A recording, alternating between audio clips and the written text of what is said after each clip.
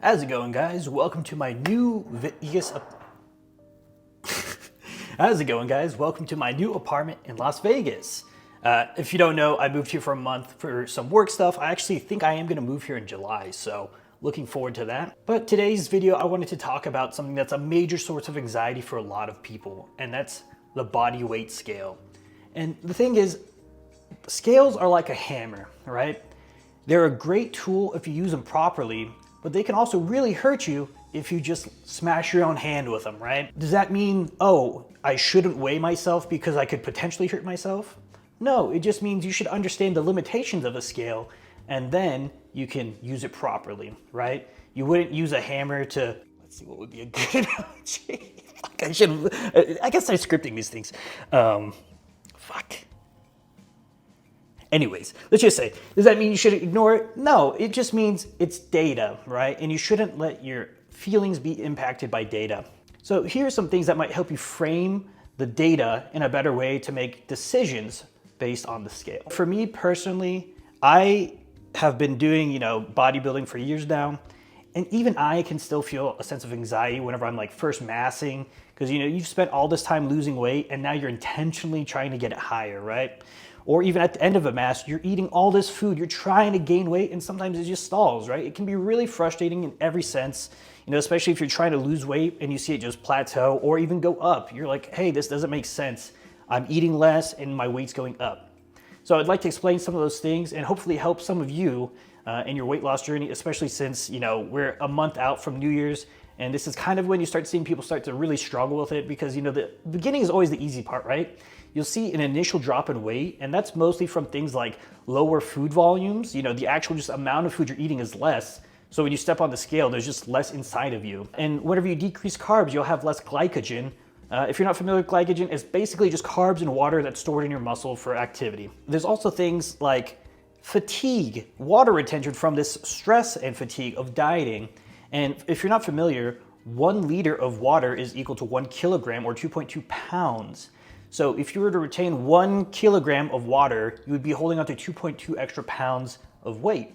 A gallon of water would be like, I think 8.34 pounds, right? So sometimes if you're dieting and you see this jump in weight, it's not necessarily that you're gaining fat, it's just you're retaining water.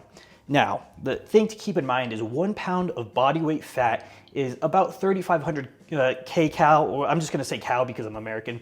I have it on screen, they're essentially the same thing. So if you step on a scale and your body weight goes up by 1 pound, you can ask yourself, did I eat 3,500 calories over my maintenance calories yesterday?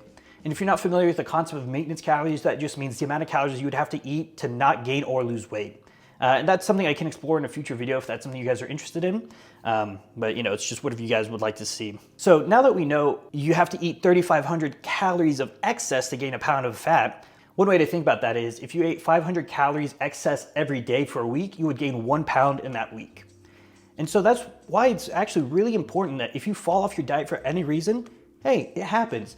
But don't be one of those people that eats bad on a Friday and says, hey, I'll get back to dieting on Monday. Because that's a lot of time to eat excess calories and it's just adding more body weight, right?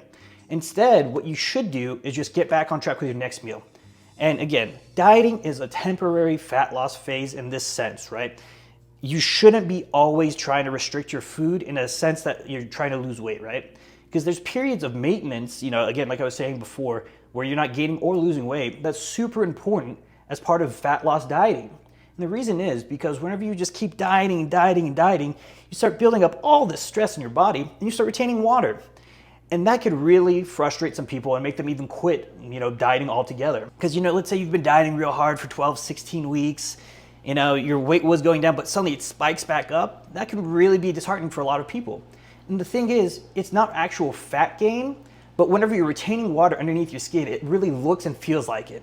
So if you've not, really experienced this a lot, it could really throw you off. Like for me, I used to do, competitive jujitsu, I used to compete in jujitsu, and I've always gone down to super low weights, in my bodybuilding show. I cut down to 126 pounds during my depletion, and I still can't really tell the difference between water and fat sometimes. I mean, I can tell in hindsight, but in the moment when you just see the scale shoot up, you're not seeing these lines in your abs or anything. You're like, oh my God, I've just gotten so fat, there's nothing I can do. it's important that you just think about it, right? You just ask yourself, well, how many calories did I eat, right? Because it's most likely, like, if your weight went up 8 pounds, it's most likely you didn't eat, what is that, like 27,000 calories, right? You probably just drank a lot of water. You had some sort of electrolyte imbalance, which can also cause a lot of water retention. Like if you eat a really salty meal and you get like bloated, you'll notice like the next day your weight will shoot up. You didn't gain a bunch of weight. I mean, you gained a bunch of weight. You didn't gain a bunch of fat. You just gained water weight essentially. I mean, you gain probably some fat too. Usually people who eat a large salty meal are doing that in a high calorie meal. But one thing to keep in mind is the beginning of a diet, you'll always see a sharp loss in fat. Like here, let's look at my mini cut, right? The first week I lost a ton of weight, and that's just because the amount of carbs I was eating was lower. That's why things like keto are deceptively great for fat loss, because they're actually good for weight loss, right? Because what's happening is you're retaining less water from your body not being able to store as much in the muscle. People, they kind of conflate that with losing fat, but it's actually different, right? Because again, your goal is to actually lose fat, not to, lose water in a sense, which, I mean, you don't want to retain water. I feel like I gotta start scripting these things. So I hope this has been like kind of a helpful way to frame what scale weight actually means. It's not just this, oh, scale goes down every day. Some days it'll shoot up, some days it'll come back down.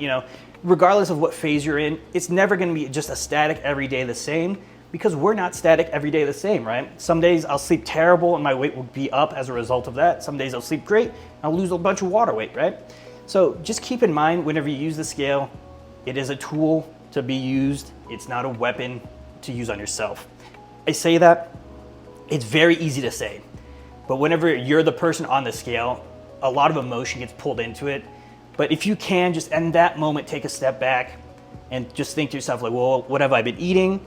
And if you think maybe you have been overeating, just start, documenting what you're eating. You don't necessarily need a spreadsheet or something. There's tons of apps you can use, and, just track what you're eating every day. And I mean everything, like even those things that you think don't really count, like sauces, because, especially like vinaigrettes and things like that can be deceptively very high in calories. So hope this has been at least somewhat helpful to some people. And if it hasn't been helpful and you watched this long, you're a better man or woman than me. So thanks for watching.